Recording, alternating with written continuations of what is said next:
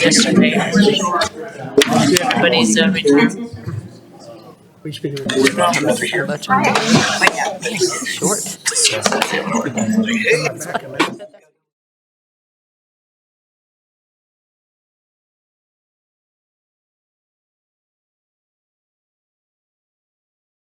O'clock, I'd like to call the meeting to order. Our first item is the Pledge of Allegiance. Allegiance to the flag of the United States of America and to the republic for which it stands, one nation, under God, indivisible, with liberty and justice for all. I've said this before, but it's so nice to hear a whole room of people say the Pledge of Allegiance rather than just us up here. So thank you all for coming and welcome to tonight's meeting. Sarah, can you read our mission statement? Sure. The mission of the Marshall Public School District is to educate, support, and prepare all learners for success. Thank you. Our next item is approval of the agenda. Motion to approve. Second? There's a motion by Jeff and a second by Sarah Runcie to approve our agenda. Any additions or corrections? Hearing none, I'll call for the vote.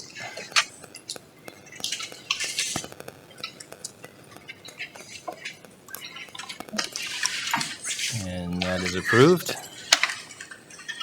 Our next item is a Tiger Spotlight. Mr. Williams.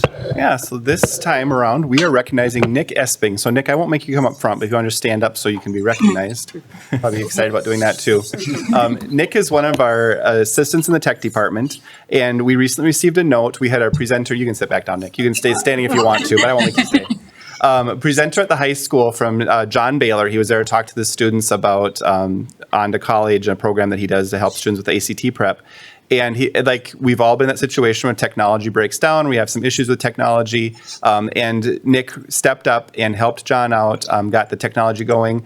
And the note said that even went above and beyond just getting going what he needed for that day, like fixed his phone so his phone would receive the emails like it's supposed to and just got it going so it won't be ongoing confusion in the future. So John took time after he left the high school to reach out to Brian and myself and just very appreciative of the help he got from Nick. So we want to recognize Nick for the Tiger Spotlight. So let's give Nick a hand.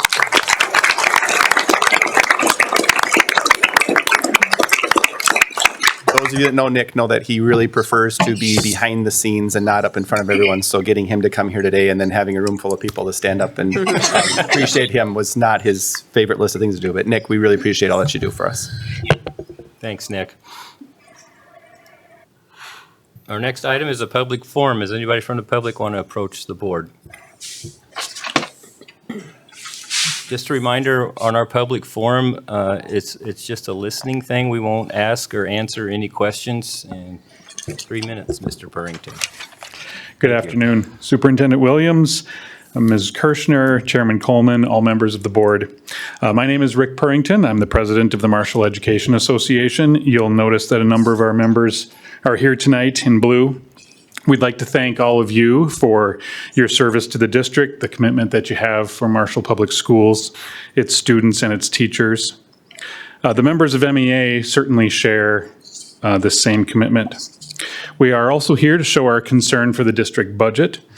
The budget deficit has certainly been a big focus this year, but we also notice in the revised budget numbers that are publicly available that the district general fund also remains healthy, over 20%. District fund balance remains very stable.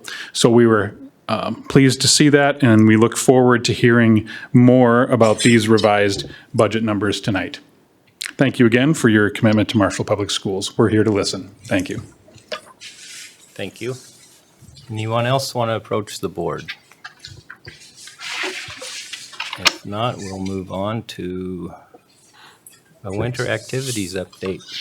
Mitch, welcome. You guys can come up. So it's always fun to have our activities doing well. They are doing extremely well this winter. The only, I think, problem that creates is Mitch becomes a very busy man over this couple of weeks. So excited to have you here, Mitch. Appreciate you coming to talk.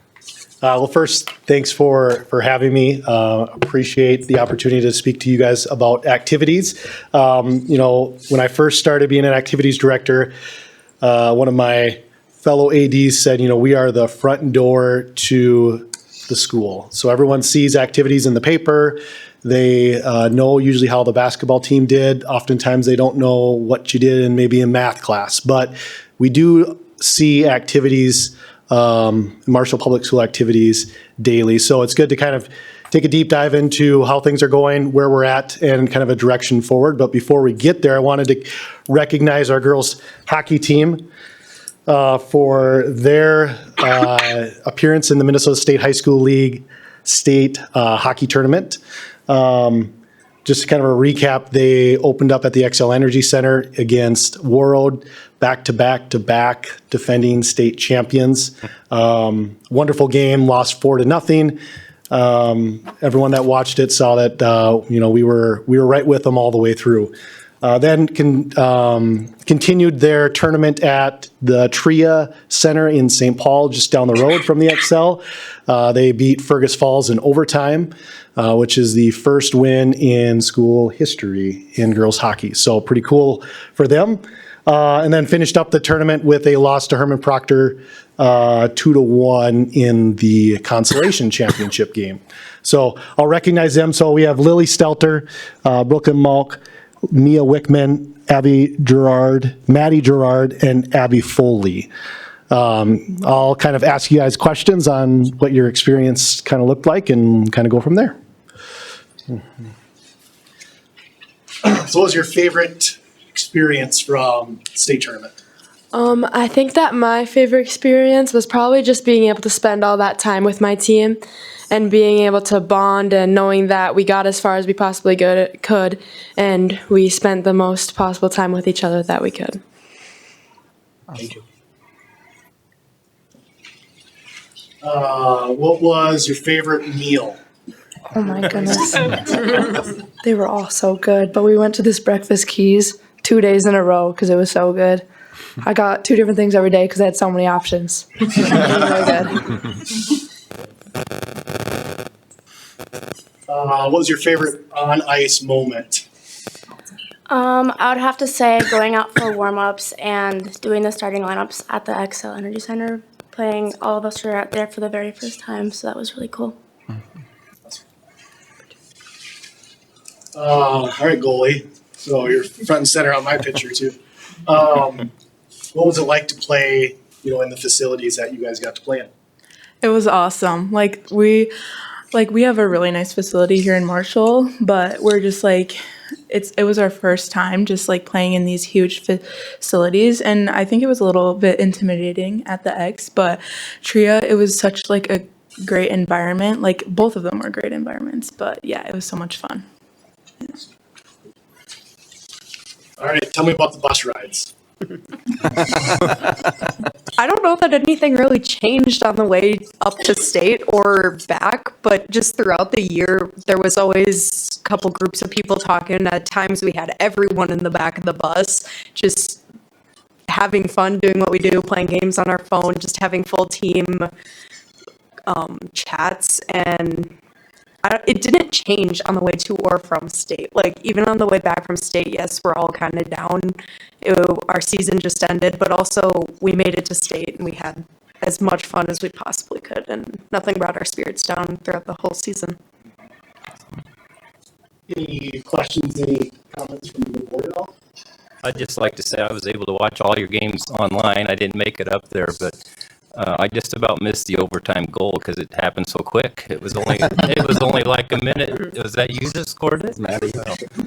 And it was so exciting. And to play the competition that you played to Warlord 4-0 and Hermantown 2-1, our program is really growing really fast. So We're very proud of all of you. Congratulations, girls. Yeah.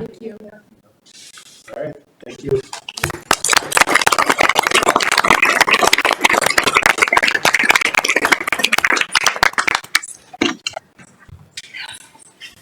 So our department is pretty small, probably the smallest department in the district. So Amber Gorder is my full-time admin assistant at the high school.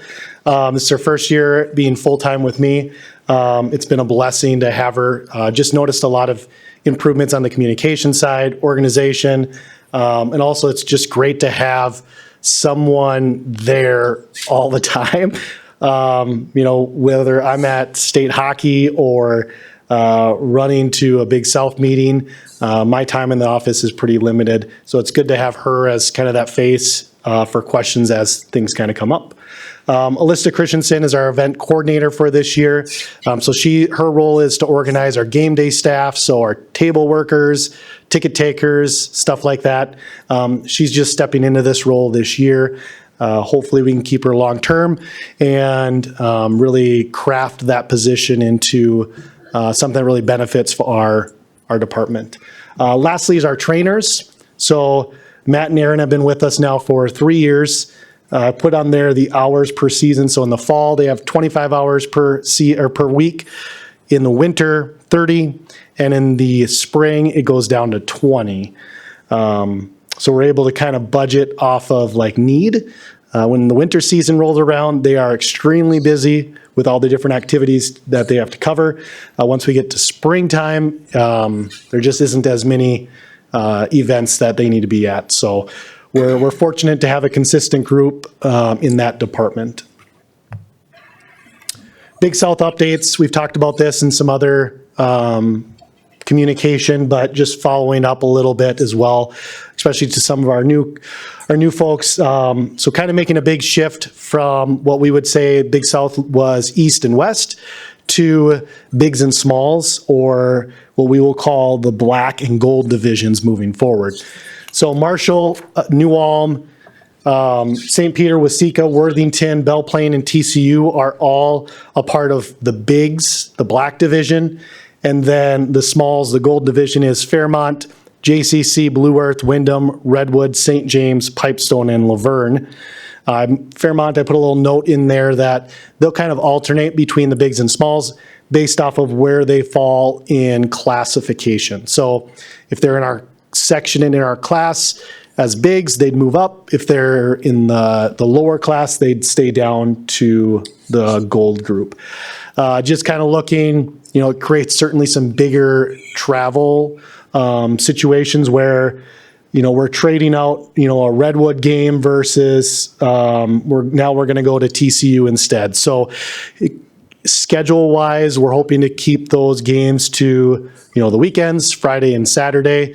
It's not possible to do for everyone, but we do the best we can as ADs to try to make that work where kids are still in the classroom as much as they can be. Being on the edge of the conference, that's just kind of where we're at. But then also non-conference schedule-wise, it gives us an opportunity to schedule some of those more familiar faces that we've had in the past. Year in review so far. We'll have lots of things to add on here. I'd even literally just walking in found out a couple coaches recognized at the state level. So Big South-wise, boys soccer, volleyball, boys cross country, girls hockey, wrestling, and girls basketball all won the conference or the division, depending on if there was even a division available, or a Big South Conference championship available. State participants, volleyball, boys and girls cross country, girls hockey, wrestling, football. Individual-wise, we saw girls swimming and wrestling at state. And then coaches, Terry Ballman was recognized as district head coach of the year. Brad Ballman was recognized as assistant district coach of the year. And then Brian Liebfried was Minnesota State AA cross country coach of the year after they won it this fall. I did talk about wrestling. We were told that Ethan Hoppe was recognized as Class 2A wrestling head coach of the year, and David Wingert was assistant wrestling coach of the year for Class AA. So pretty cool. As I kind of put together my yearly shout out to all of our coaches, it's absolutely amazing how many coaches we have recognized at the state and section levels. We're very blessed to have an awesome group to work with, and very fortunate too. On the activity side, marching band placed third in state at the Youth and Music Festival at US Bank Stadium. BPA has 42 members that will be going to state here on Thursday. Happy the weather looks like it'll be done at that point. Knowledge Bowl junior high qualified for regionals. Next week, our varsity team will participate in sub-regions and then hopefully regions the following or later in that week.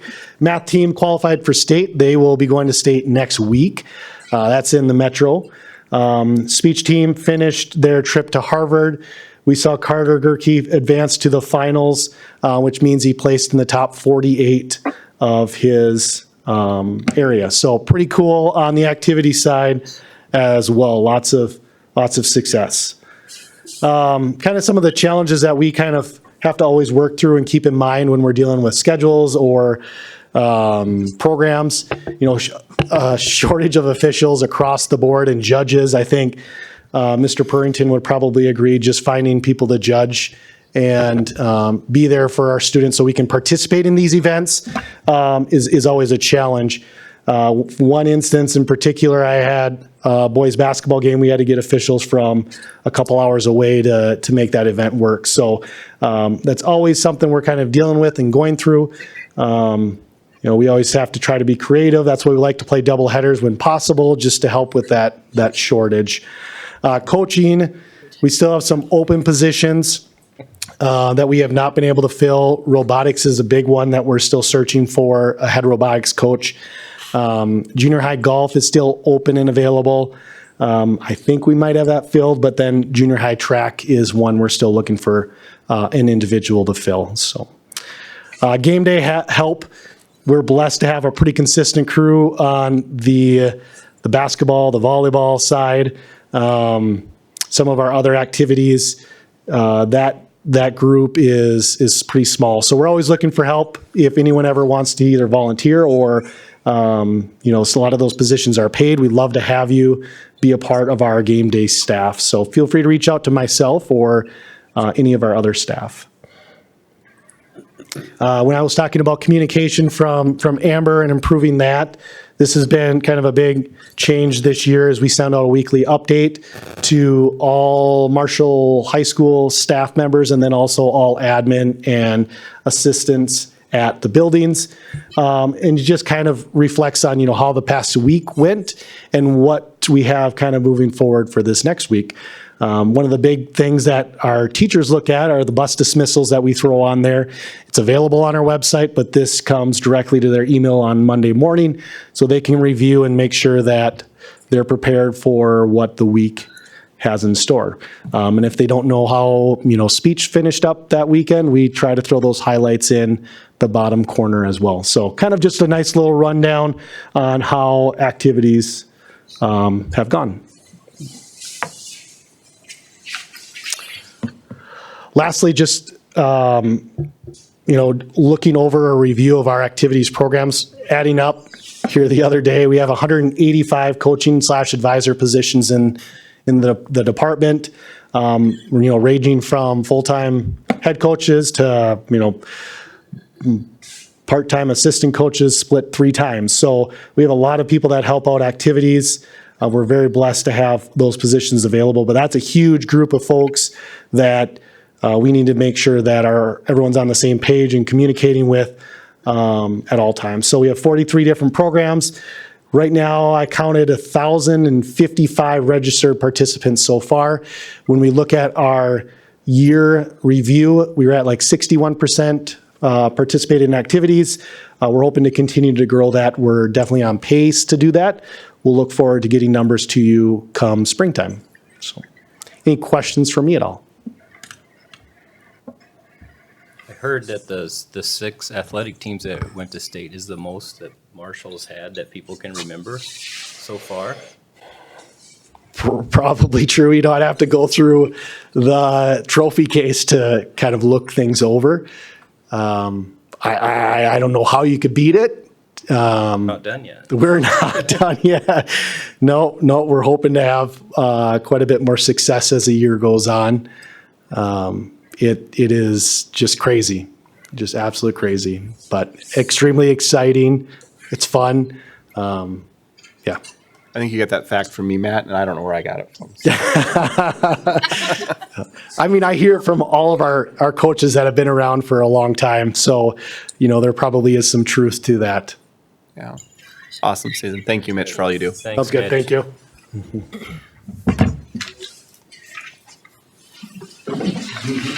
Our next item is approval of the consent agenda. Second.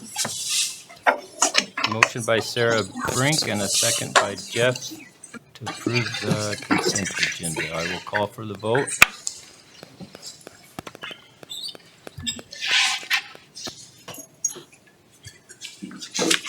That is approved. Next item is board reports or updates. Anything from the board? Thank you. The Executive Governance Committee met before the meeting tonight.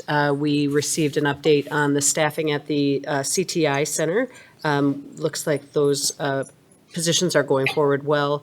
We also had a conversation about the budget.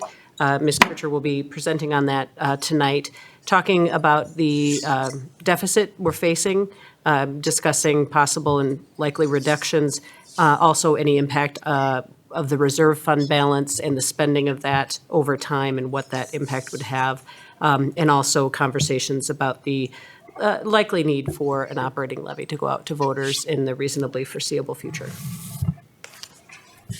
Thank you, Sarah. Anybody else? Not moving on to discussion items. This is first review of policies 413, 425, 512, 621, 704, and 906. Any questions or concerns with these policies? This is the first review of these. These are the updates from MSBA, just your updates, no major changes to any of these. Next item is an action item, approval of an early retirement incentive for teachers for 4 retirees. So moved. Second. A motion by Sarah Runcie and a second by Sarah Brink to approve the early retirement for these teachers that are listed. Any further discussion? Sure, I know a couple of these people, or at least one of these people is in the room right now, and we're losing a lot of experience with these, and I just want to say thank you to Brenda, to Nona, to Holly, and to Cindy for all your years of experience and work for Marshall. We really appreciate it, and we're going to miss you guys when you're gone. Yes, I would echo those sentiments. Thank you to all of you. I will call for the vote.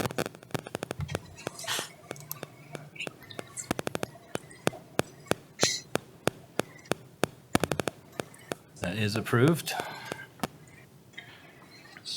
How's that feel, Brenda?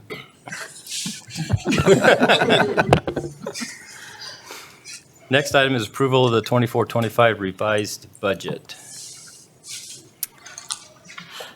I will make. Motion to make. Okay. I will second that motion. Any further discussion? Yeah, so I just want to touch on a few different points as I was looking at revising the budget for the fiscal year of 2025. For our expenses, the major changes from last year to this current year were primarily in salaries. There were a lot of contract negotiations that took place last year, and Dion in this previous position did account for those changes. And I was happy to see when projecting through the remainder of the year that I didn't have to make any major adjustments to salaries and benefits going forward. I would say it netted about a $40,000 decrease actually to the salaries and benefits that were already projected for this year. One thing from an expense perspective that I did make some adjustments for was our LTFM budget. So that's going to be our major projects that we do in the different facilities for the year. I did increase that area by about $185,000, and this was just to account for some of the completed projects that we knew were expensed out this year. From a revenues perspective, I was able to increase our general ed aid, which is our largest sum of funds that we receive for the year in the general fund, by about $300,000. And special ed is another significant amount of funding that we receive. I just double checked any updates that were made by the state to our special ed funding. which increased the projections to about 135,000 more than what was budgeted for revenues. We did recognize some additional funding through ALC Transportation that we were approved for and have already received this year. And also I've made some adjustments to the interest we receive on our investments and deposits. Since interest rates have been quite good this year, we can expect to receive a fair amount more for the interest that was initially budgeted for the year. And at that time, just not knowing what interest rates would do at the beginning of the year. So overall, I increased our expenses by about 176,000. Revenues increased actually by about 1.3 million. However, I am basing this on what was previously budgeted. So overall for the budget, we originally were expecting a deficit of about 766,000. And now that deficit is more along the lines of 1.1 million. So unfortunately, those numbers didn't go in the right direction after these projections were adjusted. So that's a difference between our preliminary budget estimate overall versus where I'm at currently with the revised budget of about $347,000 to the negative. Other things we want to touch on is what this actually does to our percentage of the fund balance, which we look very closely at, and we primarily focus on our general fund balance. That's our biggest fund out of all the funds we have, which include like community services, transportation. Those are smaller funds as well, but focusing specifically on the general fund, that total deficit is 1.3 million. Some of our other funds have a positive balance, so that reflects the change between the 1.1 million to 1.3 million, just specifically in that Gen Ed fund. So as we mentioned earlier, our fund balance ending 2024 was 21% for general. Based on these projections, our fund balance percentage will drop down to about 16.85%. We do have a minimum required balance of 8% that's set by policy. So when factoring in, all the revenues and expenses, looking into next year and planning that next year's budget, it's going to be really hard to plan the same amount of expenses for next year, knowing some of the major factors that we've already been talking about, which includes our insurance premium increases. There's a significant amount of cost to the district for contributing to insurance premiums. We also have the MEA contract negotiations coming up, also assuming there will be an increase to expenses there for salaries, and any other contract salary increases that are already planned for this next year that are set. So really looking at the projections year over year, we can really deplete that 21% fund balance pretty quickly if we're already looking at a 4% decrease coming into the end of this year. So we've already been in the talks of several different things that Sarah mentioned early to try to turn things around from an expense perspective. I'm not seeing a lot of hope from the state and federal government right now with increases to revenues to make up such a dramatic deficit that we're looking at. And even looking at fiscal year 26, if we stay on pace with our expenses, even as they are today, not increasing them at all, we'd be dropping down to 13% for that general fund balance, and from there 9%. Just to give you some perspective too on what that is in actual dollars. Basically, at a 21% fund balance, that equates to like $10,700,000. Sounds like a lot of money, right? But that's only two and a half months of our expenses that go out the door. So we have about $4.2 million every month that we're paying in salaries, expenses, and that kind of thing. So just kind of to put some perspective around that, at 21%, we can run for 2.5 months. But if we get down to that 8%, that's one payroll or half of a month of expenses. So that is not a comfortable place that we want to be at that 8%, which is our policy. I would much rather see us in that 15% range, just so we have the comfort of being able to pay our bills. I hope that was a good enough summary. Yes. Thank you, Sarah. Yep. Any other questions or discussion? No, that was going to be my question to you, is what do we have What does that look available like? with that reserve? Yeah. And how long will that get us? And it's not as long as we would like. So, All right, there's a motion on the floor by Jeff and a second by myself. I will call for the vote.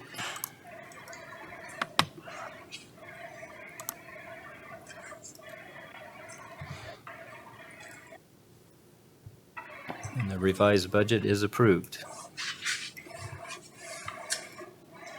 Our next item is to adjourn the meeting, so I will adjourn the meeting. Thank you, everyone. Thank you, Mr.